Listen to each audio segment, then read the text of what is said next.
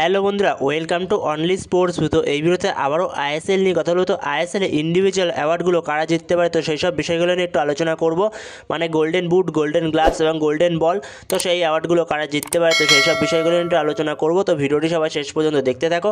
আর চ্যানেলে নতুন হয়ে থাকলে চ্যানেলটি সাবস্ক্রাইব করে পাশে থাকা বেল আইকনটি অন করে পাশে থেকো।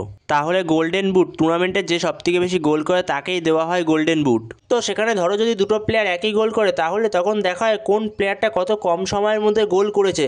তো সেক্ষেত্রে যদি দুটো প্লেয়ারের গোল সংখ্যা এবং সময়ও এক হয়, তো সেক্ষেত্রে তখন দেখা হয় কোন প্লেয়ার কটা অ্যাসিস্ট করেছে। তো এইভাবেই গোল্ডেন বুটটা দেওয়া হয়। তো সেখানে গোল্ডেন বুটের রেসে 8 নম্বরে রয়েছে জেমি ম্যাকলারেন, যে গোল করেছে 19 ম্যাচে 8টা গোল করেছে মোহনবাগানের হয়ে। তো এরপরে 7 নম্বরে রয়েছে নিকোলাস ক্যালিস, মুম্বাই সিটি এফসির প্লেয়ার, যে মুম্বাই সিটি এফসির হয়ে 17 ম্যাচে 9টা গোল করেছে। এরপরে 6 নম্বরে রয়েছে উইলমার জর্ডান গিল, যে চেন্নাইন এফসির হয়ে 19 ম্যাচে 9টা গোল করেছে। এরপরে 5 নম্বরে রয়েছে উড়িষ্যা এফসির প্লেয়ার ডিয়েগো মরিসিও, যে উড়িষ্যা এফসির হয়ে 19 ম্যাচে 9টা গোল করেছে। এরপরে 4 নম্বরে রয়েছে আরমান্দো সাদিকু, এফসি গোয়ার প্লেয়ার, যে 17 ম্যাচে 9টা গোল করেছে এফসি গোয়ার হয়ে। এরপরে 3 নম্বরে রয়েছে বেঙ্গালুরু এফসির প্লেয়ার সুনীল ছেত্রী, যে 19 ম্যাচে 11টা গোল করেছে বেঙ্গালুরু এফসির হয়ে।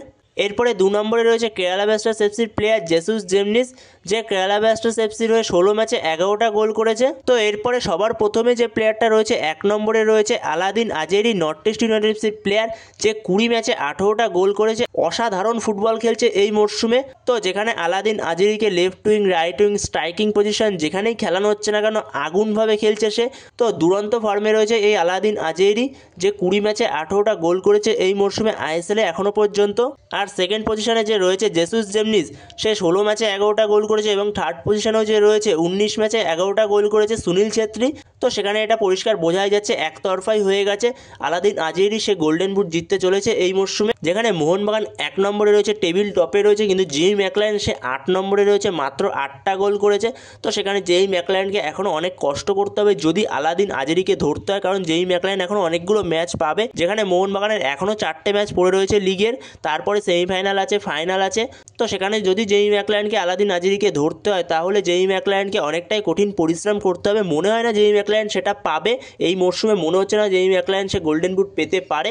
তো সেখানে আলাদিন আজেরি সেই পেতে চলেছে গোল্ডেন বুটটা। তো সেখানে এই মরশুমে আলাদিন আজেরি পেতে চলেছে গোল্ডেন বুটটা। তো সেখানে দেখা যাক শেষ পর্যন্ত আলাদিন আজেরি পায় নাকি অন্য কেউ পায় গোল্ডেন বুটটা। তো এরপরে যদি গোল্ডেন গ্লাভস যেটার ক্রাইটেরিয়া দেখা যায়, তো সেখানে গোল্ডেন গ্লাভস সেই জেতে যে মরশুমে সবথেকে বেশি ক্লিন শিট রাখে, তো তাকেই গোল্ডেন গ্লাভস দেওয়া হয়। তো সেক্ষেত্রে যদি দুটো গোলকিপারের ক্লিন শিট সমান হয়, তো সেক্ষেত্রে দেখা হয় কোন গোলকিপার কটা কম গোল খেয়েছে।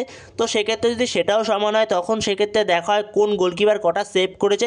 তো এইভাবেই গোল্ডেন গ্লাভসটা দেওয়া হয় সেই গোলকিপারকে। তো সেখানে 8 নম্বরে রয়েছে পাদাম ছেত্রী, মোহামেডান এফসির গোলকিপার, যে মোহামেডান এফসির হয়ে 12 ম্যাচে 4টে ক্লিন শিট রেখেছে।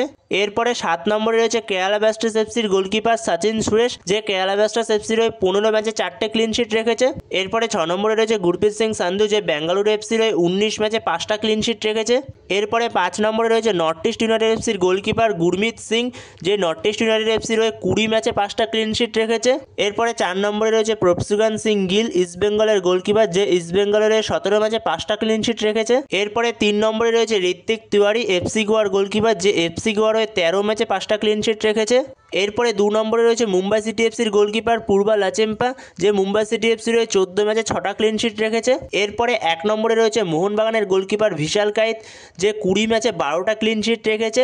তো সেক্ষেত্রে ভিশাল কাইত সেই গোল্ডেন গ্লাভসটা পেতে চলেছে। তো সেখানেও গোল্ডেন গ্লাভসের ক্ষেত্রে গোল্ডেন বুটের মতনই একতরফা হয়ে গেছে গোল্ডেন গ্লাভসটাও এই মরশুমে। যেখানে গোল্ডেন গ্লাভস পেতে চলেছে ভিশাল কাইত, যার 20 ম্যাচে 12টা ক্লিন শিট হয়ে গেছে। তো সেখানে গোল্ডেন গ্লাভস আর কেউ হয়তো ধরতে পারবে না। তো যেখানে 2 নম্বরে রয়েছে পূর্বা লাচেম্পা, যার 6টা ক্লিন শিট রয়েছে, তো সেও ধরতে পারবে না ভিশাল কাইতকে, কারণ তার অলরেডি 12টা ক্লিন শিট হয়ে গেছে। তো তাকে ধরার কোনো চান্সই নেই। তো সেখানে ভিশাল কাইত সেই পেতে চলেছে গোল্ডেন গ্লাভসটা এই মরশুমে।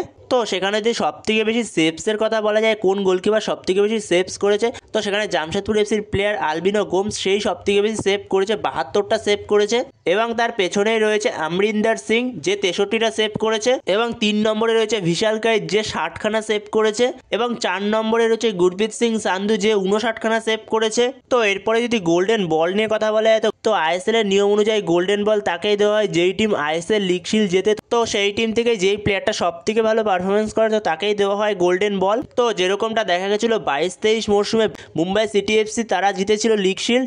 তো সেখানে মুম্বাই সিটি এফসির ওই গোল্ডেন বল জিতেছিল ছাংতে, কিন্তু ছাংতের থেকেও দিমিত্রি পেত্রাতোস মোহনবাগানের হয়ে সব থেকে বেটার পারফরমেন্স করেছিল পুরো সিজন ধরে। তো সেখানে অনবদ্য পারফরমেন্স ছিল দিমিত্রি পেত্রাতোসের। তো দিমিত্রি পেত্রাতোসের পাওয়ার কথা ছিল গোল্ডেন বলটা, তো সেখানে গোল্ডেন বলটা দিমিত্রি পায় না, যেহেতু মোহনবাগান লিগ শিল্ড চ্যাম্পিয়ন হয়নি, Mumbai city FC league shield champion হয়েছিল। তো সেখানে মুম্বাই সিটি এফসির প্লেয়ার ছাংতে যে সব থেকে ভালো পারফরমেন্স করেছিল তো তাকেই দেওয়া হয়েছে গোল্ডেন বলটা সেই মরশুমে। এবং তার পরের মরশুমেও 23-24 মরশুমে দিমিত্রি পেত্রাতোস যেখানে অসাধারণ পারফরমেন্স করেছিল আবারও, এবং তার পরের মরশুমেও 23-24 মরশুমে দিমিত্রি পেত্রাতোস যেখানে অসাধারণ পারফরমেন্স করেছিল আবারও, এবং তার পাশাপাশি মাদি থালাল সেও ভালো পারফরমেন্স করেছিল ওই সিজনটায়। তো সেখানে দিমিত্রি পেত্রাতোসকে গোল্ডেন বল দেওয়া হয়, যেহেতু মোহনবাগান লিগ শিল্ড জিতেছিল তো সেই কারণে গোল্ডেন বলটা দিমিত্রি পেত্রাতোসই জিতেছিল আগের মরশুমে।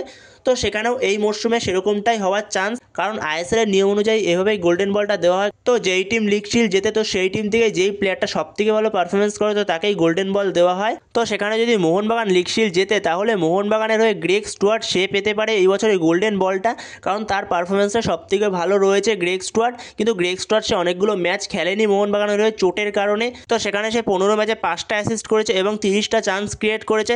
তো সেখানে গ্রেগ স্টুয়ার্টের হাতে এখনও 4টে মতো ম্যাচ পড়ে রয়েছে লিগ শিল্ডের। তো সেখানে গ্রেগ স্টুয়ার্টের কাছে এখনও লিগের 4টে মতো ম্যাচ পড়ে রয়েছে। তো সেই ম্যাচগুলোতে যদি গ্রেগ স্টুয়ার্ট আরেকটু ভালো পারফরমেন্স করতে পারে, গ্রেগ স্টুয়ার্ট যদি আর কটা অ্যাসিস্ট করে দিতে পারে, তাহলে গ্রেগ স্টুয়ার্টই জিততে পারে গোল্ডেন বলটা। তো সেখানে গ্রেগ স্টুয়ার্টকেই হয়তো দেওয়া হবে গোল্ডেন বলটা, কারণ আইএসএল এর নিয়ম অনুযায়ী যেই টিম লিগ শিল্ড জেতে তো সেই টিম থেকে যেই প্লেয়ারটা সব থেকে ভালো পারফরমেন্স করে তো তাকেই দেওয়া হয়। তো সেখানে এই মরশুমে সব থেকে ভালো পারফরমেন্স করেছে কনর শিল্ড। তো যেখানে এই মরশুমে এখনও পর্যন্ত সব থেকে ভালো পারফরমেন্স যার তার নাম হলো কনর শিল্ড, যে এখনও পর্যন্ত 8টা অ্যাসিস্ট করেছে এবং 66টা চান্স ক্রিয়েট করেছে। এবং কনর শিল্ড সে অনবদ্য পারফরমেন্স করছে এই মরশুমে। তো সেই জায়গায় কনর শিল্ডেরই পাওয়ার কথা গোল্ডেন বলটা। তো সেখানে আইএসএল এর নিয়ম অনুযায়ী দেখতে গেলে 22-23 মরশুমে যেখানে দিমিত্রি পেত্রাতোস অত ভালো পারফরমেন্স করার পরও সে গোল্ডেন বল পায়নি, তো সেখানে ছাং থেকে দেওয়া হয়েছিল। তো সেখানে এই মরশুমেও যদি কনর শিল্ড এত সুন্দর পারফরমেন্স করে থাকে তো সেখানে মনে হয় না কনর শিল্ডকে দেওয়া হবে। তো সেখানে গোল্ডেন বলটা নিয়ে একটু সংশয় রয়েছে, গোল্ডেন বলটা কাকে দেওয়া হয় তো সেটাই দেখতে হবে শেষ পর্যন্ত। তো গোল্ডেন বলটা নিয়ে শিওর কিছু বলতে পারছি না। তো সেখানে ধরো মোহনবাগান যদি লিগ শিল্ড চ্যাম্পিয়ন হয় তো মোহনবাগানের থেকে কোনো প্লেয়ার পেতে পারে গোল্ডেন বলটা। তো সেখানে বেশিরভাগ পাওয়ার চান্স গ্রেগ স্টুয়ার্টেরই।